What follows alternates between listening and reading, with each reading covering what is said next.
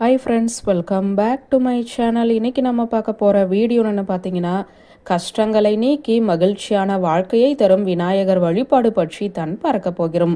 நம் ஒவ்வொருவருக்கும் நம்முடைய வாழ்க்கையில் ஒவ்வொரு விதமான கஷ்டங்கள் என்பது இருக்கும்.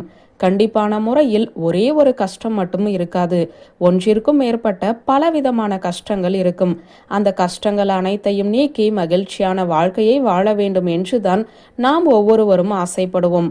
அப்படிப்பட்ட ஆசையை நிறைவேற்றுவதற்கு விநாயக பெருமானின் இந்த ஒரு வழிபாடு நமக்கு உதவி செய்யும்.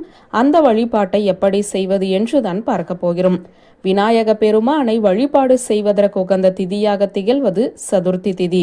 மாதம் வளர்பிறை தேய்பிறை என்று 2 சதுர்த்திகள் வரும்.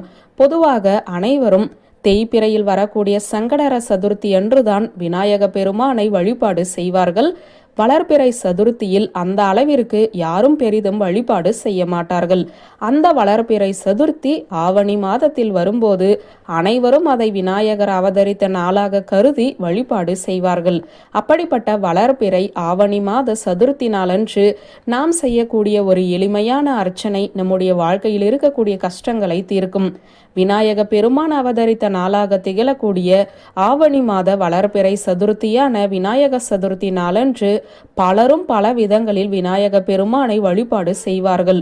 ஒரு சிலர் தங்களுடைய வீட்டில் இருக்கக்கூடிய விநாயகர் சிலையை வைத்து வழிபாடு செய்வார்கள். இன்னும் சிலர் கடையிலிருந்து களிமண்ணால் செய்யப்பட்ட விநாயகரை வாங்கி வந்து அவருக்கு அலங்காரம் செய்து வழிபாடு செய்வார்கள். அவ்வாறு வழிபாடு செய்யும் போது விநாயக பெருமானுக்கு விருப்பமான பொருட்களை வைத்து விநாயக பெருமானின் 108 போற்றிகளை கூறி அர்ச்சனை செய்து விநாயக பெருமானுக்கு பிடித்தமான உணவுப் பொருட்களை நெய்வேத்தியமாக வைத்து கற்பூர தீபதூப ஆரத்தி காட்டி வழிபாடு செய்யும் வழக்கம் என்பது அனைவருக்குமே இருக்கும். இந்த வழிபாட்டில் நாம் செய்யக்கூடிய ஒரு எளிமையான சூட்சமம் நம்முடைய வாழ்க்கையில் இருக்கக்கூடிய அனைத்து விதமான கஷ்டங்களையும் நீக்கும். அப்படிப்பட்ட அர்ச்சனைக்கு தேவையான பொருளாக வெள்ளெருக்கு இலை இருக்கிறது. பொதுவாகவே விநாயக பெருமானுக்கும் வெள்ளெருக்குக்கும் அதிக அளவு தொடர்பு இருக்கிறது. அதிலும் விநாயக சதுர்த்தி நாளன்று வெள்ளெருக்கு இலையை வைத்து நாம் அர்ச்சனை செய்யும் போது வெளியில் சொல்ல முடியாத கஷ்டங்கள் எதுவாக இருந்தாலும் அவை அனைத்தும் நீங்கும்.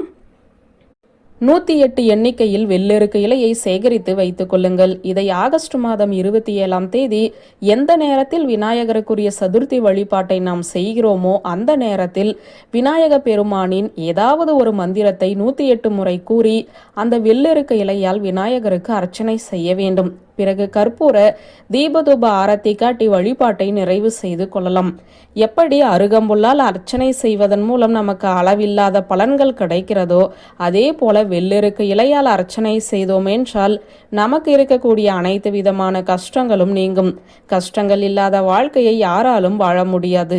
அதே சமயம் அதிக அளவில் கஷ்டங்கள் ஏற்பட்டாலும் அதை சமாளிக்க முடியாமல் இருப்போம். அப்படி சமாளிக்க முடியாத கஷ்டத்தையும் சமாளித்து வாழ்க்கையில் மகிழ்ச்சியுடன் வாழ்வதற்கு விநாயகரின் இந்த வழிபாடு நமக்கு உதவி செய்யும் என்ற தகவலை சொல்லி இந்த வீடியோவை நிறைவு செய்கிறேன். நன்றி, வணக்கம்.